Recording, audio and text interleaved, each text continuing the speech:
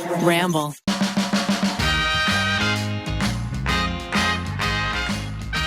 Thank you to the Pill Club and Joybird for sponsoring this episode.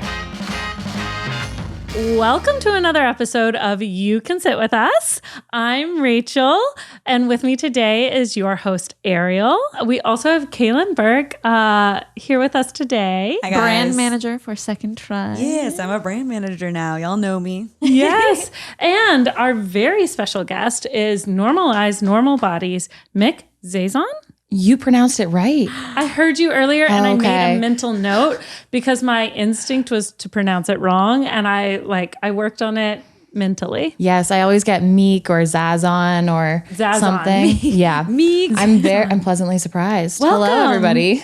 Welcome. So Mick just did part one of a video with us that we have yet to record part two. Kaylin's helping us do it as well. Ariel, what is that video? What are we doing? Oh my gosh. This is a video that Rachel and I have been talking about doing for a while now, probably like 4 months. It came up we went on a little family getaway to San Diego, and someone said, either Ned or Watts was like, what would it take to not post photos of your kids on your Instagram? And I was like, you will have to pay me. Yeah. What do you mean? My kids, they hang the sun in the sky. What do you mean? What would I post? They're like, what if you posted thirst traps? And I was like, I don't know. Yeah. Bitch, I don't know. And then it just sort of spiraled from there, where Rachel and I were like, well, actually, yeah, I mean, I don't take that many photos of myself. Maybe maybe that's something we could talk about or like deal with, kind of work through. And that's what we did. So Rach and I, with your help, are going so far out of our comfort zone and taking thirst trap photos of ourselves and posting them on our Instagram pages.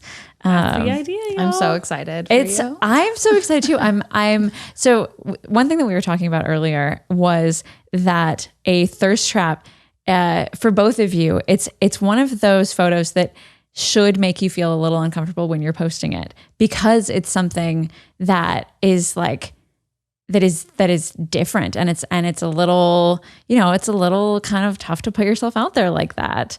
And I love that. Because that's exactly how it makes me feel. That's exactly how it makes me feel. I feel today, even thus far, and we haven't even done the photo shoot yet, guys. Just know we're just talking about it. But already I'm like, oh, it's like trying to get on a sports team. I'm like really out of my league here. You're not. The whole point of a thirst trap is to just be yourself and accentuate parts of your body that feel good. What if none of those parts feel that good? Then you have hype women that will hype you up. That's right. That is a key. That is actually very I true. felt that today. The energy in the room today with Chris Ann and Kaylin and Mick was very cheerleaders, girl gang, women here to encourage you, which always feels so good. I was like, I mean, I know this is going to come out around the time of the video, but like, I'm crawling on the floor and Like, I've got people like, I am wildly uncomfortable and everybody's like, yeah, you got this, keep going. It's like in Austin Powers. Tell me you guys have seen Austin Powers. Of course. Okay, thank God. When he's like, you're a tiger. You're a tiger. I was like, yes. I am a tiger. My Your ass looks good. great. Yeah. So okay. You two, like you post some thirst traps. It's not like solely thirst traps. Listen, I've seen Mick naked. I've seen Kaylin in a black bikini that Satan made the bikini himself. that you're talking birthday about. suit. I'm sort of like, what are the like? Why how is that does bikini this work? more scandalous than being nude? It's like teasing you. It's like, have you seen this one? Will No, it I stay haven't. on? We'll show it later, I'm sure at some point. But it's like, I think I captioned it like, the trust I have in this top is like the same as the trust I have for these men. Like, doesn't exist. I love that. Because it was just like, it was like a mesh, like there's like a mesh stripe in between. Come on now. Oh my God. So it was risky. It was risky. Are you kidding me? And I did this for my birthday. Are you kidding me? I was looking at it. think actually Becky and I were looking at it for some reason because For some reason. My jaw's to the floor. I know. What other reason is I there? was like, I'm Kaylin's boss. Should I like this? I definitely liked it. I liked it for like, I liked it too. It's Thanks, so guys. Thanks for the impressive. support. I was kind of like, I just had to ask Becky, I was like, do you think that this is like a mesh panel or do you think this is like a nude panel? Oh yeah, it was really confusing. You know, because like they're definitely like her nipple has to be there somewhere. Yeah, it was. know? It was. Was it mesh? Yeah, it was mesh. Oh, but it was also just like. tucked away. So I think I told Rachel about this. It was like for my birthday trip, and I kind of like mentioned this earlier. But every year around my birthday, I do like I get a new hairstyle. Tell us this in full, just in case. Yeah, just it doesn't make it in. So it's interesting. basically, like it has nothing to do with my birthday. I think that is like partially like me trying to like mentally cope with like adding another age to the ticker.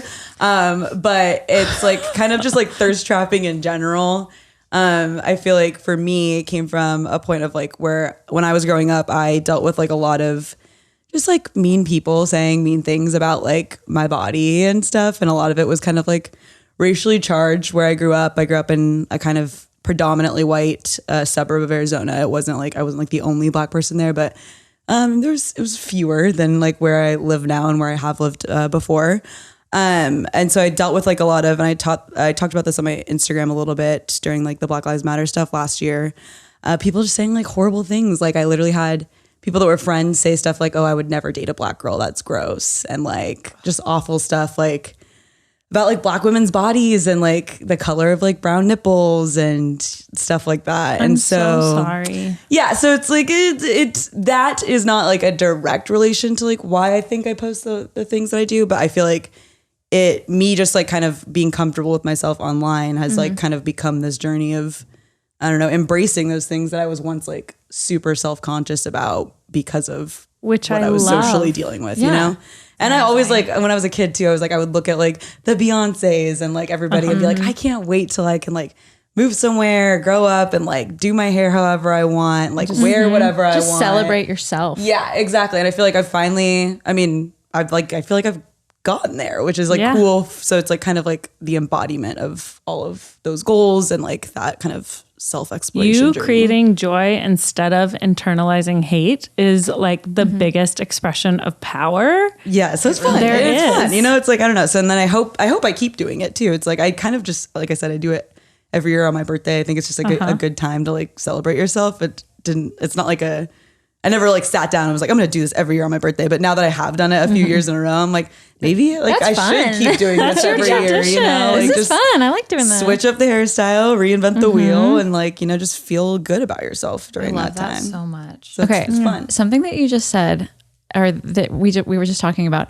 I really want to dig into that where like, you know, the thirst trap as like a power thing where, because I do feel like when you like are using your body as a confident woman, there is a sense of power. Especially when men have been capitalizing on women's bodies for how long? Yeah. Forever. Taking the power Yeah, back absolutely. in a sense, and like using your like your sexuality, your like, I don't know, how else would you describe sort of a thirst trap? Like you're using your sexuality like as a powerful tool. 100%. Absolutely. Yeah. And I think we talked about this too. There's so many different types of thirst traps. Like, you know, Oh yeah, it's go like, on, because we didn't get into the weeds of this, but I do want to know I feel what like the different types all of us thirst had like a traps are. kind of slightly different definition, right? So like means something different to everybody. Like Yeah. the way that I thirst trap is not the same way that like somebody else thirst traps. I don't know. I did used to thirst trap in like college for like certain people. I'm like, Yeah. I hope he's watching. That's like the original definition, right? right, It's yeah. like You're trying to trap one You're being person. thirsty and you're trying to trap Yes. somebody is like the original definition. But I think like what all the things that we're talking about is like how it maybe like started out with like a negative connotation towards women, and like it's definitely like we fully 180 flipped it on its head, and like we're taking power in it, you know? I don't know. Yeah, Absolutely. a lot of my thirst traps revolve around me embracing my insecurities. So like my birthmark, I'm on Accutane now, but when I really was struggling with cystic acne, I would show up unfiltered and like still pose a sexy pose and hopefully encourage other people with skin conditions or dealing with body image to feel sexy in their own body. And that's like the best way to do it, right? It's like, I don't know. I feel like there's something powerful in it that I feel like when I'm posting thirst traps, like I'm not posting them for guys. I'm posting them for like my girl gang. Right. Also, the biggest lie out there is that we get dressed for men. I get dressed for other women. Exactly. When other women are like, Absolutely. where did you get that dress? I'm like, that's right. I did it today. I absolutely get dressed for other. Actually, honestly, I get dressed more for myself these days. And that's as it should be too. Because it's like, even when you are getting dressed for other women, it's like, I'm like, am I doing this for me? You know? Yeah. But I'm trying to think of the last time that I the got best like spot to be dressed in. up, and it did feel like I wasn't getting dressed for guys. I was getting dressed for like for women. Ned. It's not for you, Ned. Come on, Ned. But you can still It's for compliment me, us. please. Yeah, exactly. I mean, I do appreciate it when Ned's like, "Oh, that looks really nice," but usually I'm like, I don't need that. I know I look good. yes, we love that. So, Mike, how did you start posting thirst traps? What's your thirsty origin story? My thirst traps were transformation like weight loss transformation photos. I was so thirsty for appreciation over my weight loss.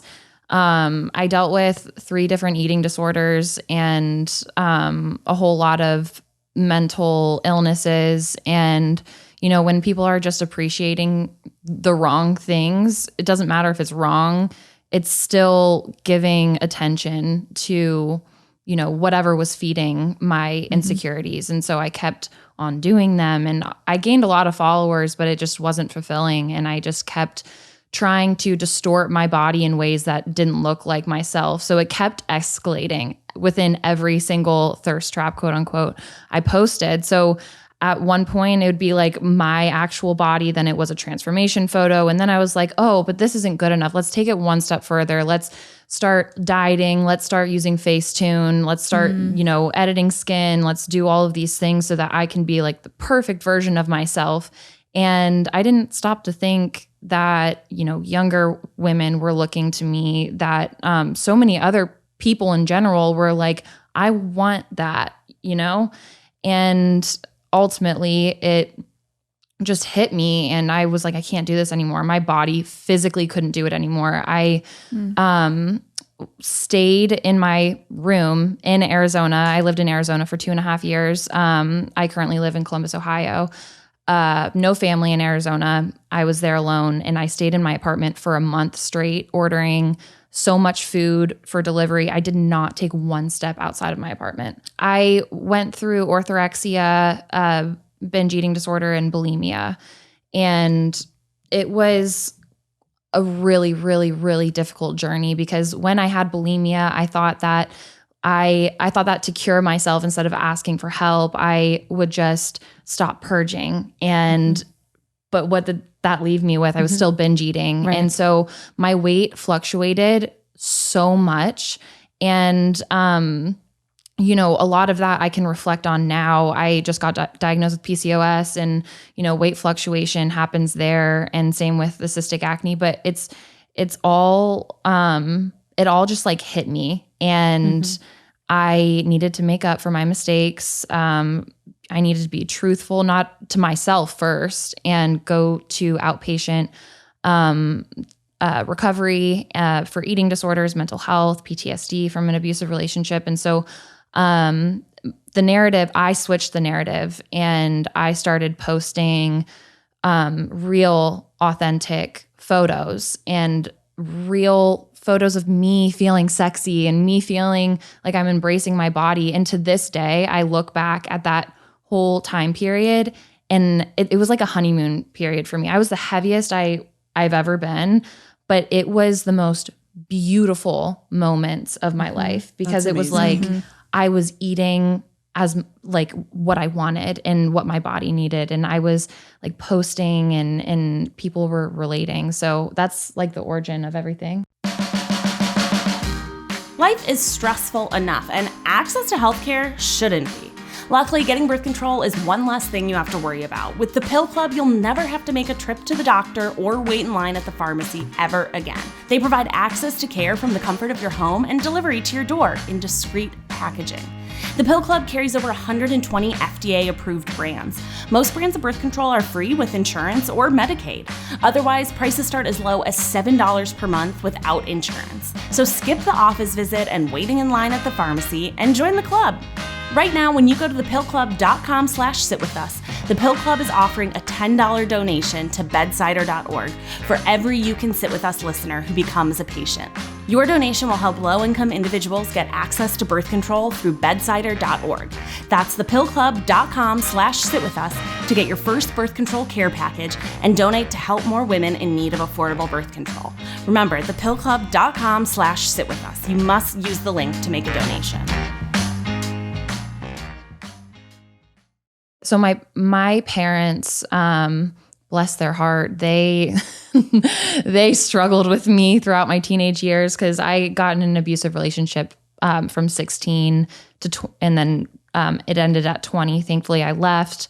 But it was a lot of deep-rooted issues. I said earlier in the interview that the only thing that I felt I could control best was my body and what I was eating and how much I was exercising.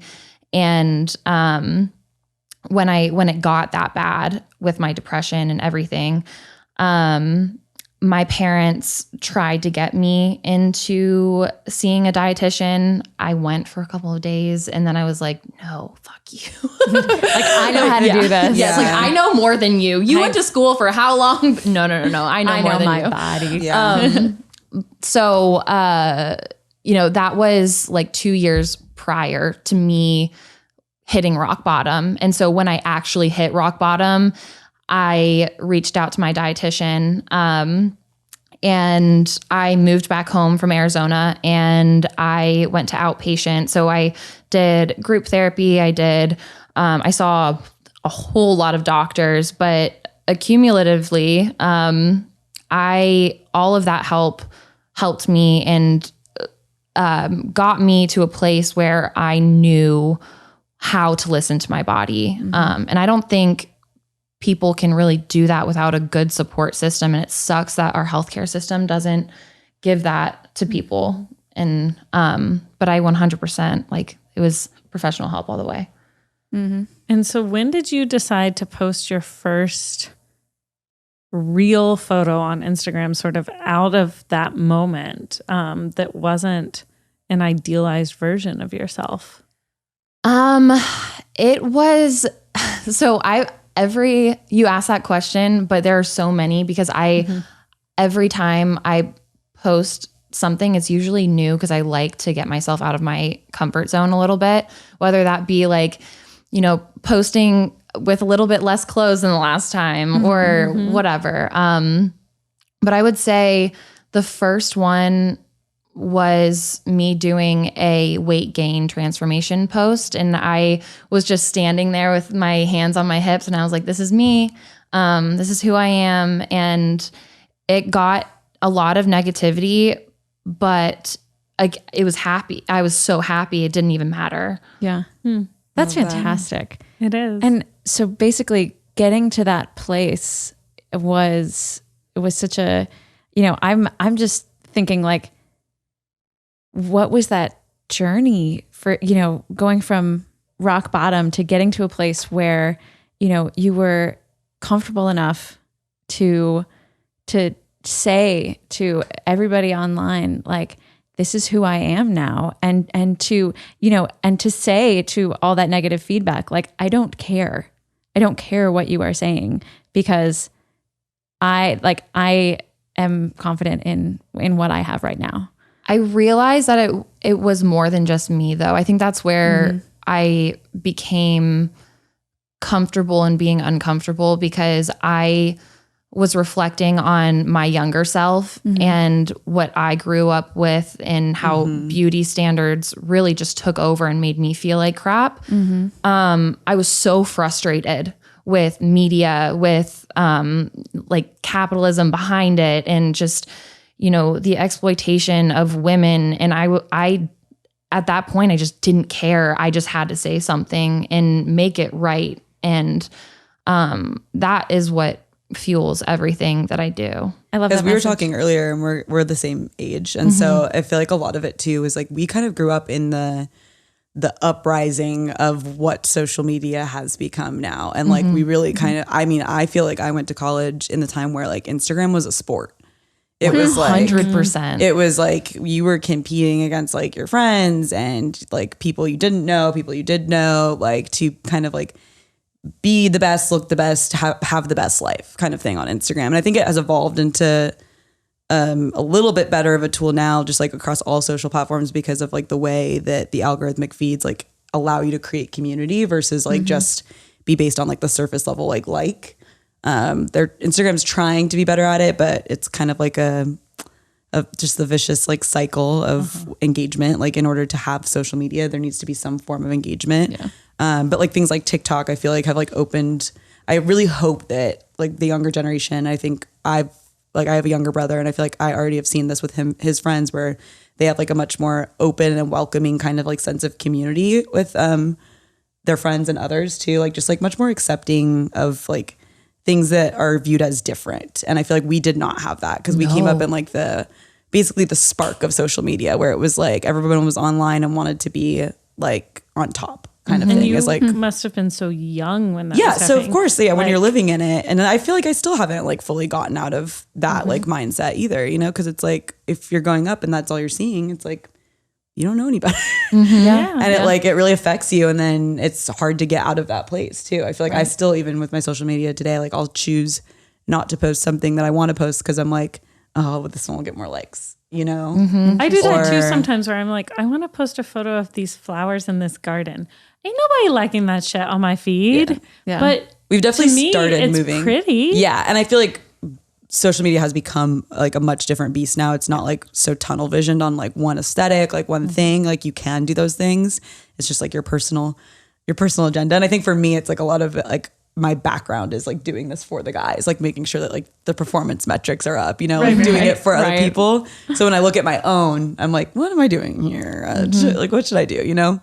Yeah. You should not look at your performance metrics. Yes. You should post photos you like. And so that's like, so for like. me, it's like a personal experience in that way too. But I feel like generationally, like we really grew up in that like environment where it kind of took over and it became like just like a giant popularity contest. And I think it's evolved into something a little better now, like a place where you can share a message, a really important message, like what you're sharing, and, you know, build a community around that and create community for like younger users who don't have that to look to like next to them. You know, it's like when I was growing up in that environment and didn't feel like I like could even talk about like the way that those things were affecting me. Like I hope that the people in the younger generation have some sense of community somewhere else, like online, that they can find that. It would have been helpful to you to see Black creators to see on that your more, social yeah. media And like we were community. kind of really in the beginning of it where it was like you still weren't. There was not really a discovery element to social media. It was like a contest between your peers. I am so old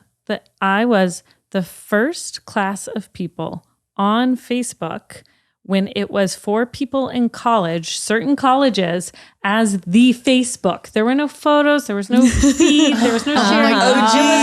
Our college had a real Facebook, like a paper one. And then we had this digital Facebook that was just for our college class. And you had to have your college email address to sign up. And Yeah, I that's was how it began. The first I was class. oh my gosh. I don't think I was the first class. I know. But I was the first class. I It was remember 2004, y'all.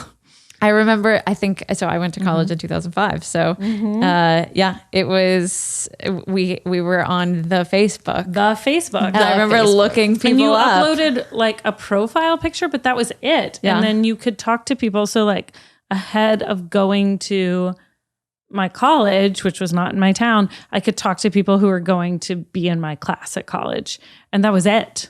Yeah. Whoa. And I know. all the I know. photos were taken on digital cameras. They were taking on digital cameras. There were no iPhones. Like Kodak digital cameras. And, the albums that Facebook had, you would upload like 100 photos at a time. You would upload all the photos from the party from the night before. Yeah, exactly. And The it was next just day. like there. But that was even not till my sophomore or junior year. It didn't start out as that. It was literally a Facebook, like the physical one you got for your yearbook or whatever. Yeah, Facebook crazy. had photos and stuff when I joined, and I definitely like illegally joined. Like, So did I. Like, I think you had to be 13, and I was definitely not 13. like, and like yep. my parents Oh did my not God, know you I were was on you guys there. are It's so funny. I was Babies. fully over 18 when I started, and I was Me like, too. okay, this is cool. Yeah. Yeah, but I feel like you guys got it in a way where like it didn't become like such a big part of like identity. Well, here's the thing. We weren't on our phones. I went to Yeah. college with no cell phone. yeah. Oh, wow. I used the dorm phone to call my friends and be Yeah. like, do you want to come pick me up for dinner on your way? I had the first generation iPhone. And I Not showed, till after college, though. no, I showed up my sophomore year of college with that thing. Wow. Yeah. The iPhone 1 did not come out till I had just graduated from college. Really? Yeah. My favorite story ever, too, is a friend of a friend, David Leinhart, waited in line at the Apple store in New York City, which was the first one to Yeah, get the iPhone 1. first one. He had signed up at midnight and then he waited in line to get it. He waited like 5 hours in the like cold and he got his iPhone 1 and he went to breakfast with a friend and he was passing the iPhone 1 to his friend at breakfast and they dropped it in a mug of coffee. Oh my God. That is evil. How does that even happen? I know. It's so unlikely that the phone would go into the and that's mug of well coffee. before those things were any sort of waterproof. No. and probably like sparked It was- and that like almost That exploded. thing was like a scuba weight. Yeah. It literally, it was the It was heaviest heavy. brick that you would, and it had the metal back. It had metal on the back Yeah. with the Apple, on it. Oh my God. wasn't allowed But to that get the thing first one. It That was thing sad. was a brick. But we had to bring around digital cameras. And I had a cell phone by sophomore or junior year of college, but we didn't take them with us. We weren't online. We weren't Yeah. online. We were online when we were doing schoolwork and checking emails, but we were present. Yeah. It's going to make my children think I'm the oldest person. I know. I feel like world. Rachel and I are like, back in my day. Back in No, my not day, at I was all. waiting in Buggy to college. in the snow. It's just crazy how much social and like technological development has happened because we're not like that far apart. No, I know. And so it's like it's crazy that much has changed. Have you seen the videos of children they're like, hold up a phone, an imaginary phone, and they're like this. Yeah, not like They're holding their whole hand up. Yeah, why would they think it's this? yeah. Nuts. Nope. That's crazy. Yeah. It's funny on TikTok to see like true Gen Z, like young Gen Z, because like my siblings are like older Gen Z, I guess, but like the true Gen Z kids, like rediscovering things that like even like I grew up with, and I'm like, God damn The it. early 2000s. This is where it Yep. begins. Yep. I'm like, I have to stay hip. I need to know Yep. these things for my job. But it's I like know. they'll like rediscover like digital cameras. They're rediscovering like the digital like camcorders and like hit clips is like a thing that they're like, what is this? like, Wait, they're starting to invention? talk about that? Yes. What's a hit clip? So this was like a really like it was like a fad. It when was. like we like probably like when we I were was like obsessed with when we were like 8. It was Yeah. like a fad, and it was like a mini CD, like CD-ROM kind of They thing. only played like a It little only- snippet. a snippet of like of your songs. 3 favorite songs, and you would like get them in like a pack and like Yep. put them in and be like, yeah, dirty pop. Hillary Duff. That was my favorite one. Why would you only want to sniff it? I don't know. They like ended up like giving away as like McDonald's toys and stuff. It was but there's, basically like a Vine before there was Vine. yeah, honestly, It was like Vine. really short. really short sound bites. Nobody's gonna know what Vine I know. is anymore. R.I.P. They better because Vine was iconic. It was. It was. Vine was the OG TikTok. Yes, Come on, absolutely. guys. Absolutely, the blueprint. Unreal. You gotta know. You gotta know where your media comes from. Yeah. But yeah, it's going to be interesting to see like how this new wave of like social and digital like affects the next generation. Because I feel like looking back, the way that we experienced it definitely did affect like where I'm at now. Yeah. And so it'll be interesting to see how it affects. You see that the younger generation, they look older now. Yeah. I'm like looking back at my middle school years and what the heck? What happened to me? And then you see like people are looking like me. I'm 25 and they're 16 and they know how to take photos. They know how to do all of this stuff. And I'm like, that's kind of scary. Yeah. But I think though, they look older, or is it just like generationally, do we all look a little like more put together? Possibly. You know what I'm saying? Because at that time, I remember too, like in junior high, I was definitely trying to look like I was 16 at some points, you know? And so it's like those 16-year-olds also probably like looked like that too, you know, where it's like there was just less access to information about like makeup, fashion. I don't know. Yeah, we weren't things. watching YouTube tutorials on how to do There was no everything. YouTube tutorials for us really. Like, I mean, there was, but not as like as much with had much to, access like, and frequency. Go to the library to watch them. Right. I feel like a 16-year-old now could, you know, watch a YouTube video about how to do their makeup, you know, the same way that I could, and they could look like they were 25. Yeah. You know, Yeah. with like The resources good are makeup. better. Yeah. Yeah. Like for whereas, better like, and worse. Yeah. But there was no way for me at 16, like other than at 16, I was like using a hair straightener and like, you know, St. Ives apricot scrub. Oh yeah. And like, you know, I was putting on, I used concealer as foundation. So I would just spread it all over. I would just spread it all over my face. Spread it all over my face. Poor pores. And then I would put on eyeliner and mascara. So like, but nothing else, because my mom would always, she called it rouge. So she would always put on her rouge, and I never wanted, I was like, oh, that's I don't old want to look fashion. like I don't that. want Let me put concealer on. I'm just gonna rub concealer all over my face, cover up all of my pimples and imperfections, and you know, I was 16. Like, what sort of imperfections? Like, I feel like at 16 you should just kind of be like, this is my face. This is what I look like. Yeah. So it's like I'm like wondering like what are the kids doing now? Like, what are they good? They're probably doing contour and Yeah. I just learned how to Depends on the contour kids. last year. So I don't know still how don't to know how contour to. yet. I still don't really Not know a how to clue. contour. yeah. I'm way into bronzer though. Yeah. You Love are. me a bronzer. I've kind of just figured out like this one way that my makeup like works, and I just do that and then change my eyes. What is it? Well, actually, Do it's like tell. it's not correct. Like, it's definitely not like what the tutorials tell you. concealer all over Yeah, your ears. Becky's gonna be like, Keelan, what? But I basically just do a base level of foundation, and then I bake. So I do like a little bit of concealer and then powder over those areas, and then I like use like powder to contour. I guess like where I do like a darker bronzer, and then I do like heavy blush. I don't use powder, and I feel like it shows. I don't really use powder either. I don't own it. Well, I think it's like skin don't know type. what Too. to do. I have like really oily combination skin, so like I kind of like have to like. But when I just do powder and no foundation, it like melts off. So I'm like I have to like. I'm sure there's a better way to do what I'm doing, but this is what I found out. This is what you do. and this is just what I do because it's easy. it's working. It's It looks my go-to phenomenal. routine. Kaylin, whatever you're doing is working. Keep doing it. You look awesome. I did have to touch up though because we were put the mask on and it's like your nose is gone. Okay. Back to thirst traps. Yeah, we got What way off is topic. the riskiest photo either of you has ever posted, and how did it feel to post that? Follow-up question. Let me look at my Instagram. What is the riskiest photo that you want to post but haven't yet? And you haven't yet. What is it? I don't think I have. I really want to do one of those like really risque beach photos where I'm like crawling Crawling. in the sand. Yes. I haven't done a photo shoot with a photographer, like a personal photographer. I've done photo shoots with like brands and stuff recently, but just not for personal Like for use. yourself. Yeah. So that's next on the bucket list. Okay. But I would say my most risque or like craziest one was this one where I was in the shower. I was advertising a body wash, and I was completely naked. I had the shower on and I was like tastefully showing like a little butt, and I put like I went on Canva and I put bubbles over my Wait, that's so cute. and it was really cute, but it was kind of nerve-wracking posting. I was like, oh.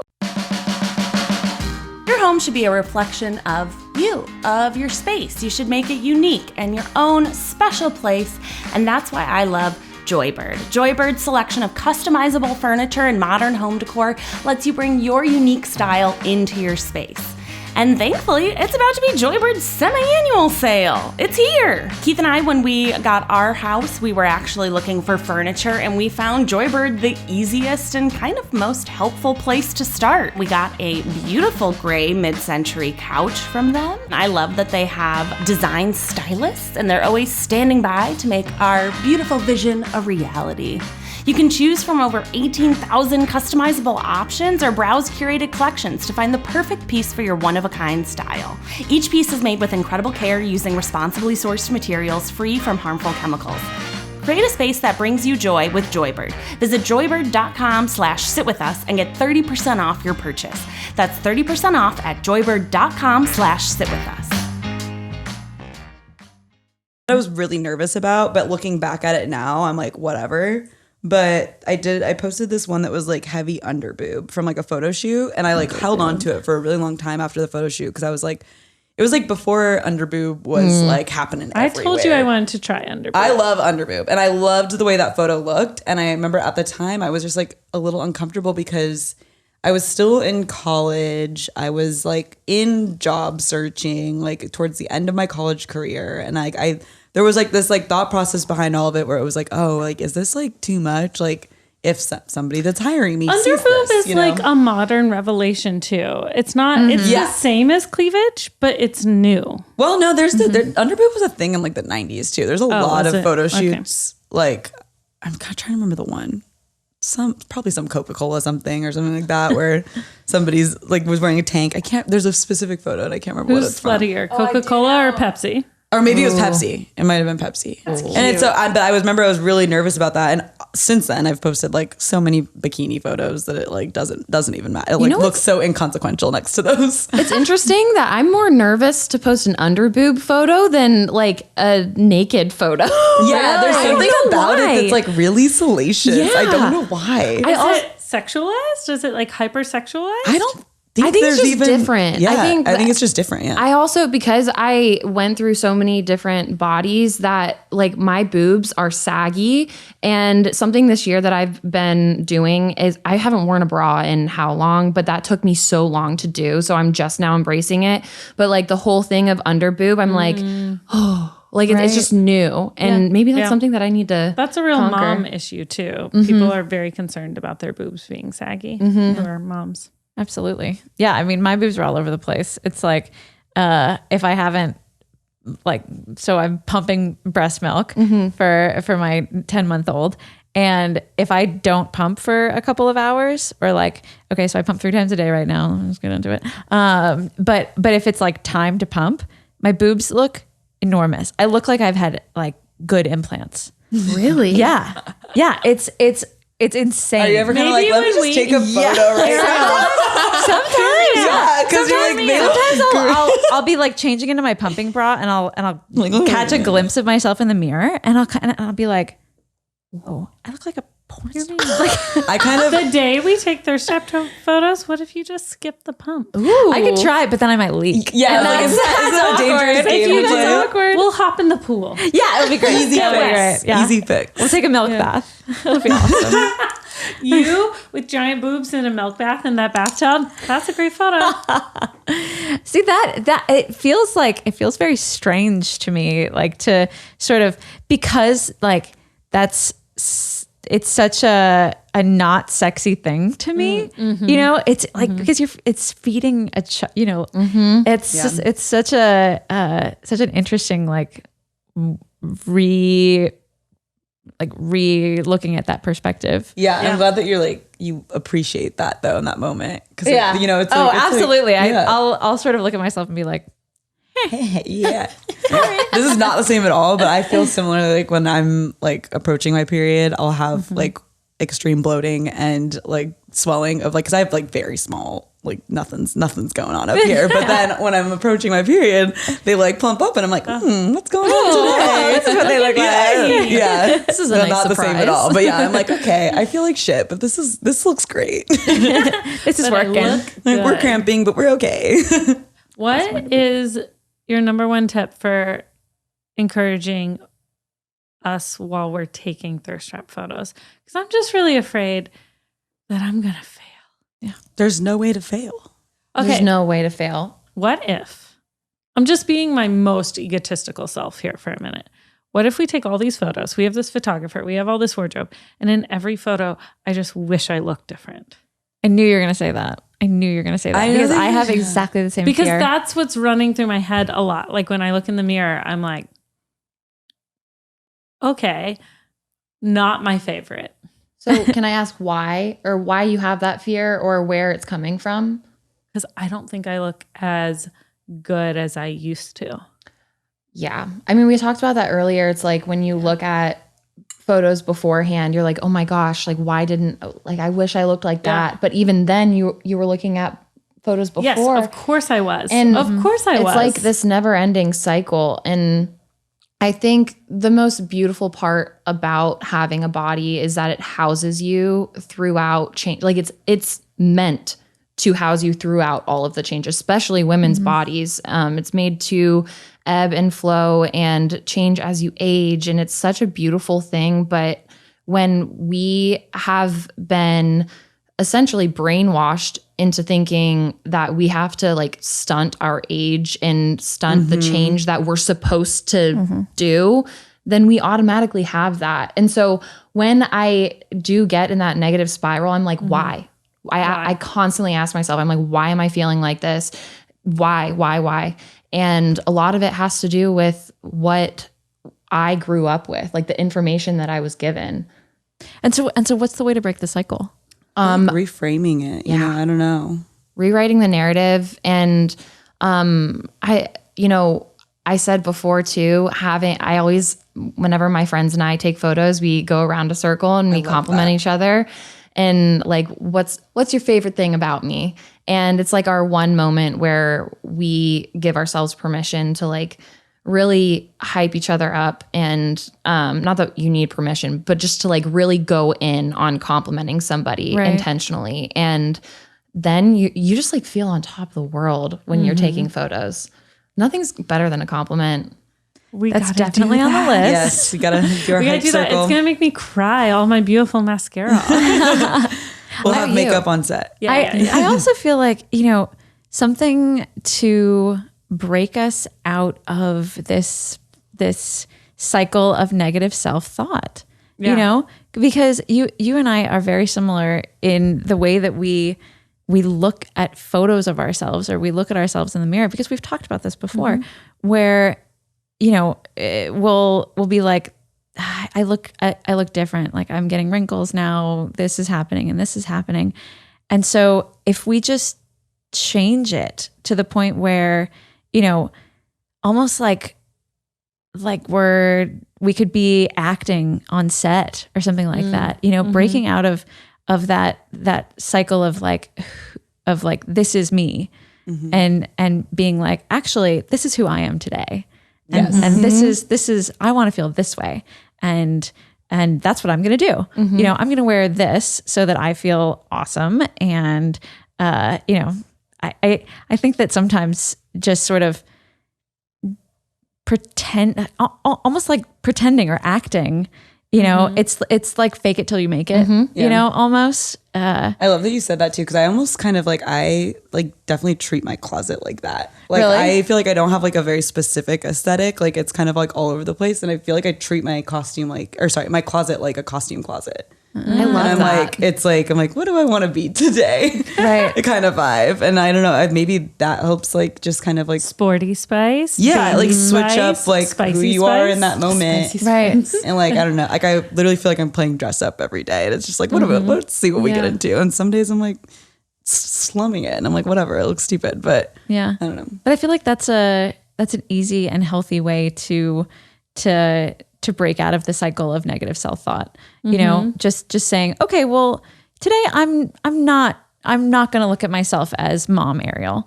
Today I'm going to be Ariel in sexy lingerie, and let's see where that goes. Yes. I love that. I think I could reframe things like that. I feel like the way you said it too, like about being who you are today is like really important too. Cause I feel like you said as well, like we keep coming back to this, like comparing yourself to photos from like 5 years prior or like 10 years prior. It's like, of course you're going to look different, but like who you are today, like you're going to look back at it in 10 years again and have the same like potentially negative thought process and cycle unless you change it today. Yeah. So appreciate it for appreciate now. it for now. And then in the future, appreciate that moment for now too. I also looking back, I don't know. I also know that when I'm constantly looking at photos that make me feel like shit, then I'm automatically gonna feel like shit. Yeah. So I say on my social media all the time, unfollow people or mute people. Like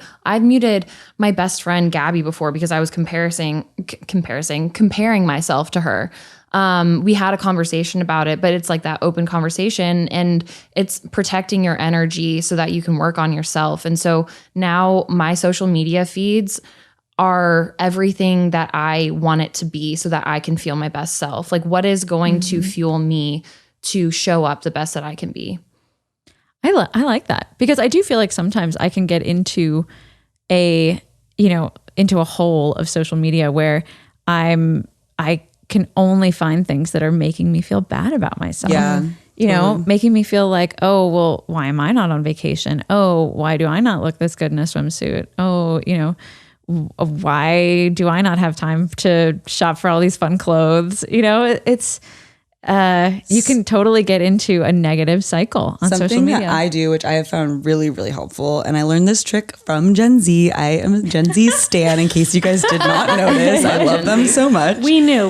But I learned this when I was working with Instagram on a project about younger kids and stuff. But a lot of kids make multiple kind of dupe accounts on social media. And so I started doing that kind of for work to research trending topics and stuff. But if we needed stuff for videos and stuff when I was working at BuzzFeed.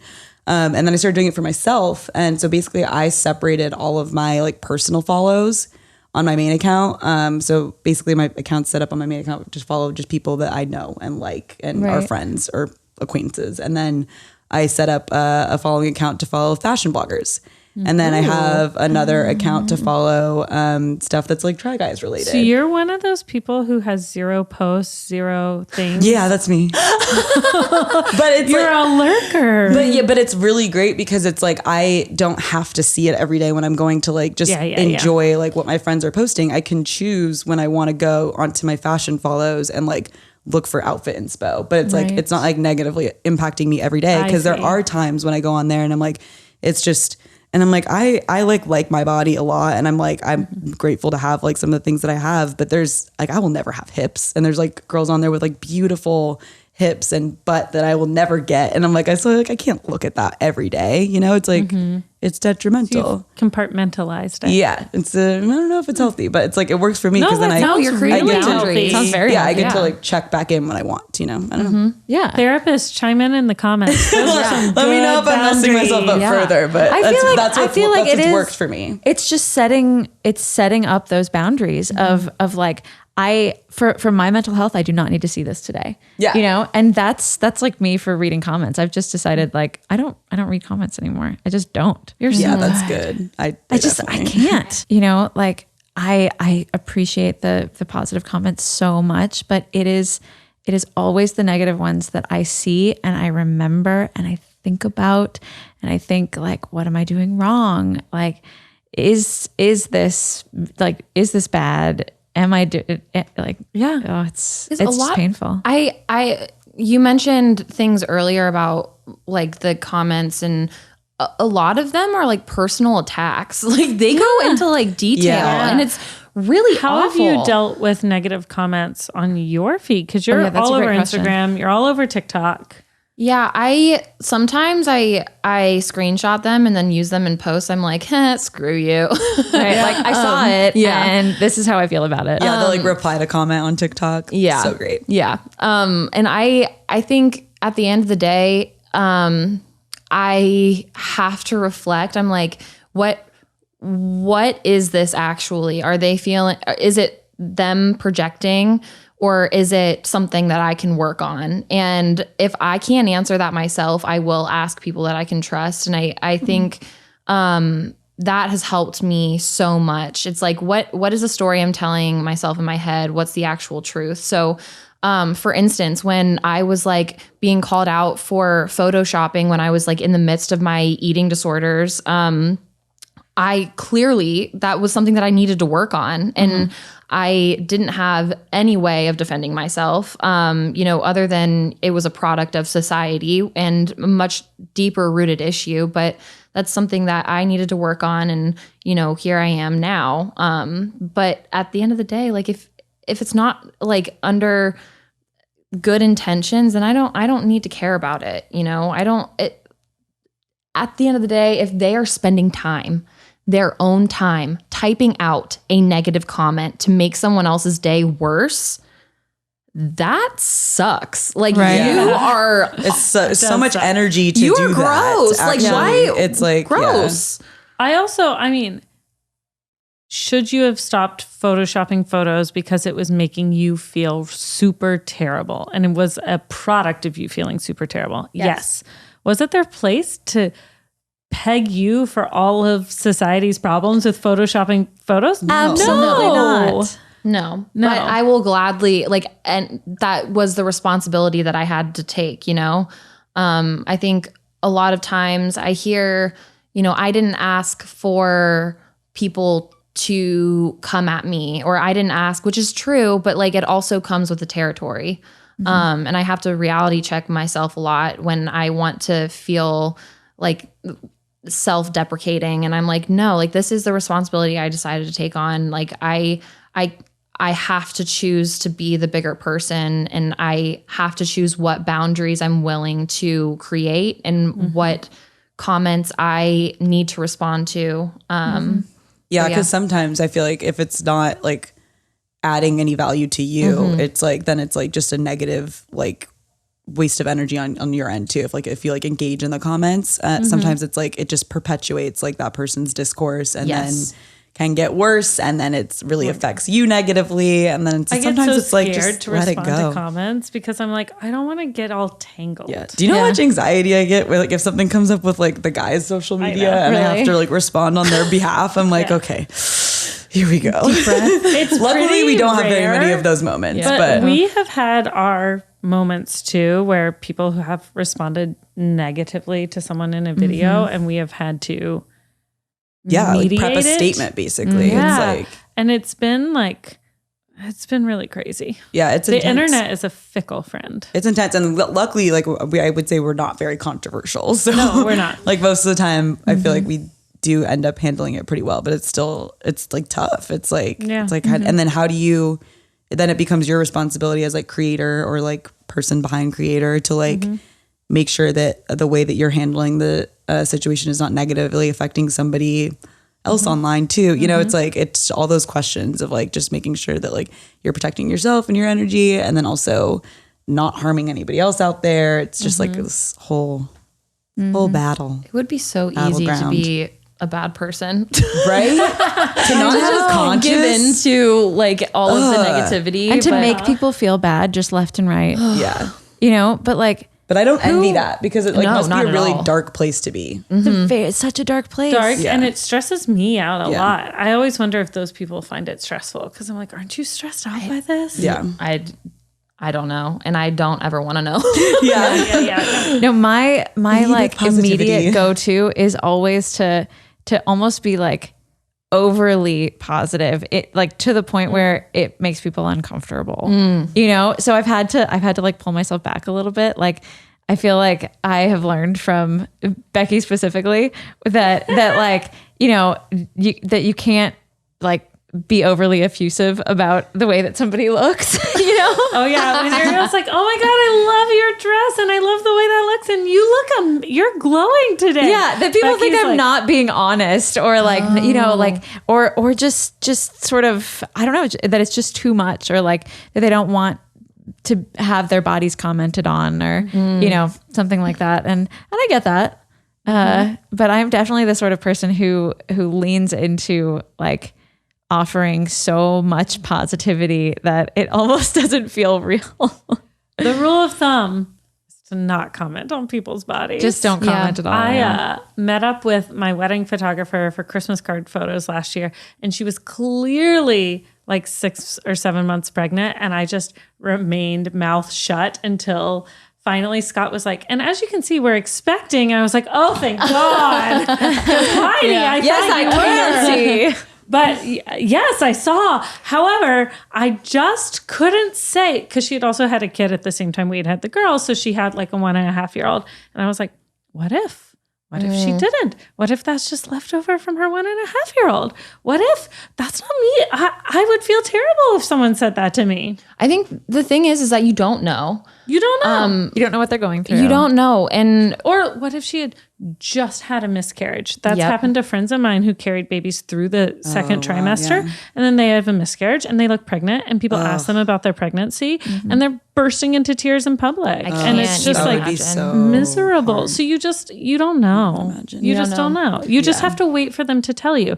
So my Instagram, I'll tell you if we're having another baby. I don't have a bump. It's just leftover from the first two.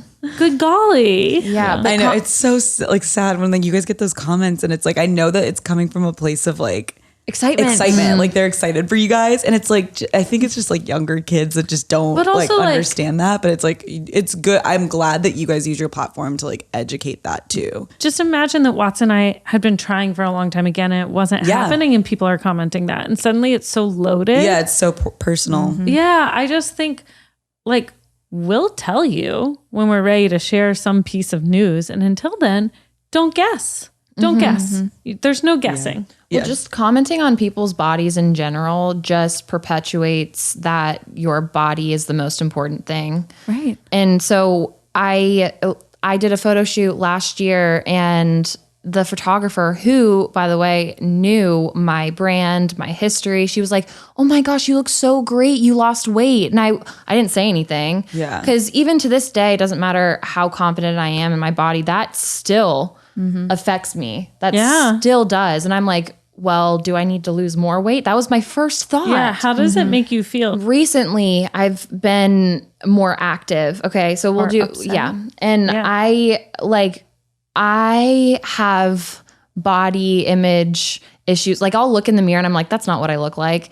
And so I've been through kind of this body change where maybe my body has changed. I'm in a smaller state than I was a couple months ago, but I see comments every single day now saying like, I wish that I could lose weight like you. And I'm like, that's the last thing that I need to hear. Yeah. And also like, how do I even respond to that with the platform that I have when they see somebody like talking about body confidence and like they're losing weight? It's just a difficult thing. And I think ultimately we move past that by complimenting people on how they affect your life. Like you look radiant today. I was literally going to say that. Yeah, just like I feel like the best compliments are not physical, superficial, surface level ones. Like that color looks beautiful with your eyes. You look so confident. Yes, things like that. Like thank you for spending time with me today. Like I really enjoy your presence. Like that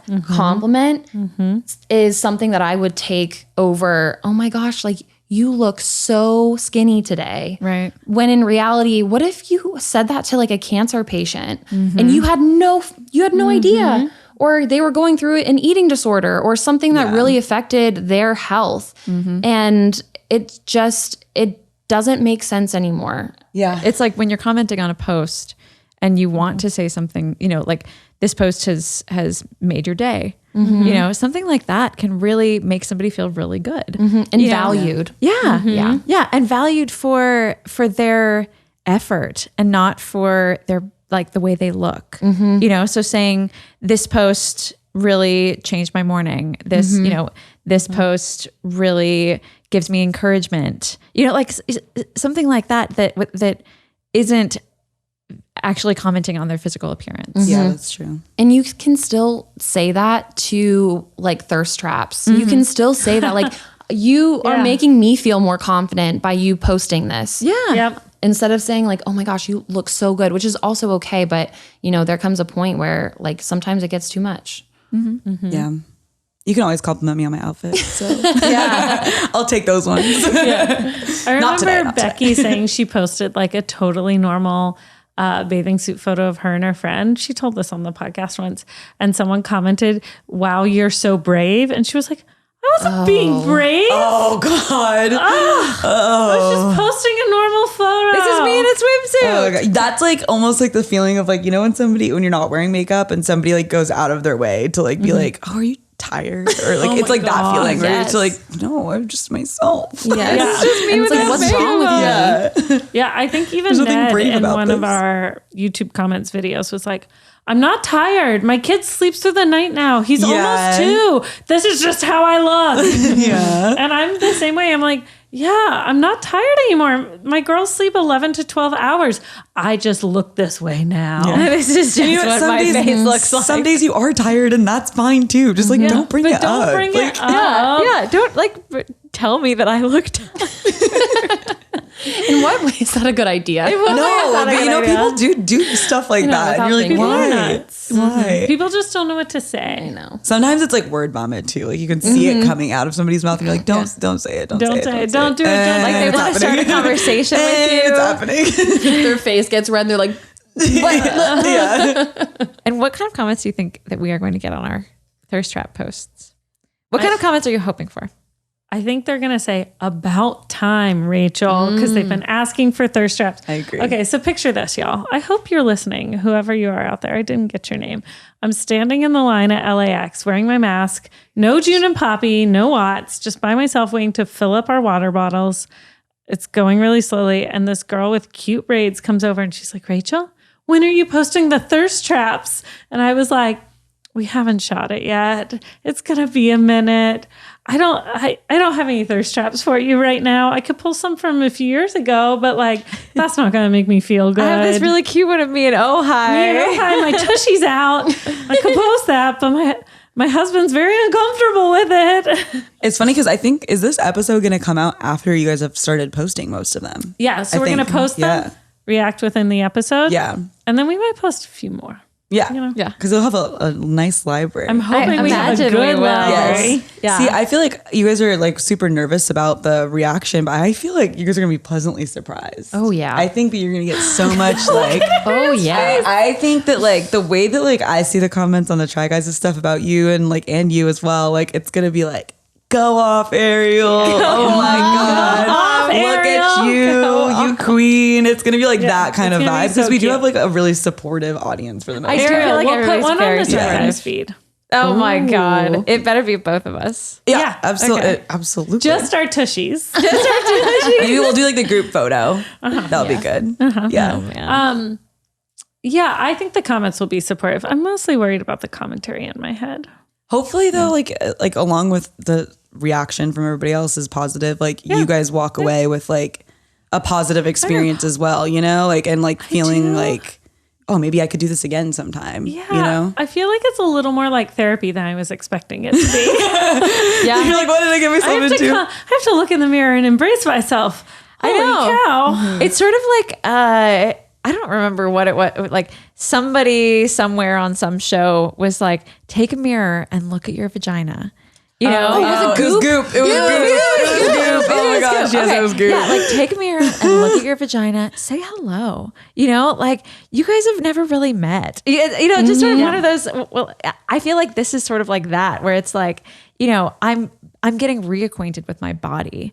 Yeah. And I'm excited about that, but I'm also so nervous Me too. because she's different. she is different. You know? And do you guys feel like you took like a long break from like doing something for yourself like this? Like, Oh, yeah. yeah. Like a casual, like few years. I don't feel like I've so maybe done, that's why it's like extra scary too, because it has like you took a break in between. I don't think I've done something like this that has this public and private portions to it.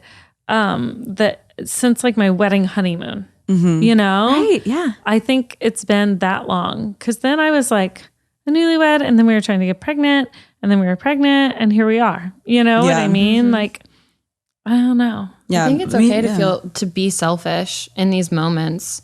It's not really applauded for at least how I view it and how I've seen my sisters go through pregnancy. It's not applauded to be selfish at times when you have children, which it should. Yeah, which is super strange. Yeah. Like moms are supposed to be sacrificial. Yeah. Right. No. No. But like when I think about my daughters growing up, I don't want them to do that. I want them to own their bodies and be proud of them with their imperfections and all. Like just however they come to the table is how they come, and that's perfect. Yeah. I think it's super cool that you guys are doing this too. And like, it'll kind of be memorialized in a sense too for like your kids to like look back on and be like, if Instagram doesn't implode before then, but maybe we'll print some actual copies. We'll have the hard copies on file just in case. We're gonna frame them and hang them in the office, obviously. Hang one up in my office. That'd be so just Nick looks at it every your day. butt. Oh yeah. Oh my gosh, funny story. My aunt actually painted a photo, like one of my thirst trap photos. That's so cool. It's a stunning painting. It's an oil painting, and I put it up in my bedroom because I love looking at it. I truly see myself looking back at these photos on a day when I'm like having a bad body day or something like that, you know, where I'm just having a negative thought day and looking back and being like, nah, these are bomb. Yes, that's I still got it. I still got it. Like I can handle this day. Yeah, and then I hope you guys do it with more frequency too afterwards. Maybe not like the same level, but like if you keep like showing up for yourself in that way, then like another 5 years down the line, it won't be scary. More of myself on my socials. Yeah. Is Try Guys going to continue to fund our self-esteem? I hope so. We'll work it into the budget. We'll work it in. Yeah. We'll just sort of insert ourselves into photo merch shoots. Yeah. Well, actually, now that we're talking about this, I am going to need you guys soon. And there's lingerie, and we're like, just snap a few more. Just a couple. Are you guys done? Because we need the photographer. Excuse me. Hold on, I have some angles. Yes. Oh, you guys. Well, Kaylin and Mick, thank you so much for being here and for being our cheerleading team. Thank you guys for inviting us. I think it's going to be really cool. And it's been so nice to meet you, Mick. So nice to meet all of you. Same. It's been so great just sort of hearing about your history with social media and like how you've gotten to where you are is, you know, I feel like as two people that are on the precipice of like this transformation, it's so great to hear like where you were, where you are now, and I mean, honestly, to see where you're going to go. I appreciate where you're that. going to go. And your journey is beautiful and your message is beautiful. And I can't wait for all of our users to find you. Can you let everybody know where to find you? Where it at? Mick Zazon on all social media. That's where you'll find me. Yes. Is Instagram your main gig? Yes, I would say so. And TikTok is your Yes. side gig? Yes. I think I found you on TikTok first. I'm honestly having trouble like Deciding which. what do I do? Yeah. But you know, Both. I enjoy both. Well, everybody go follow Mick and get all the good vibes. Thank you. And you know, And send some her way too. rate us 5 stars, leave a comment or a review, and you can find us on Apple, Spotify, wherever you get your podcasts.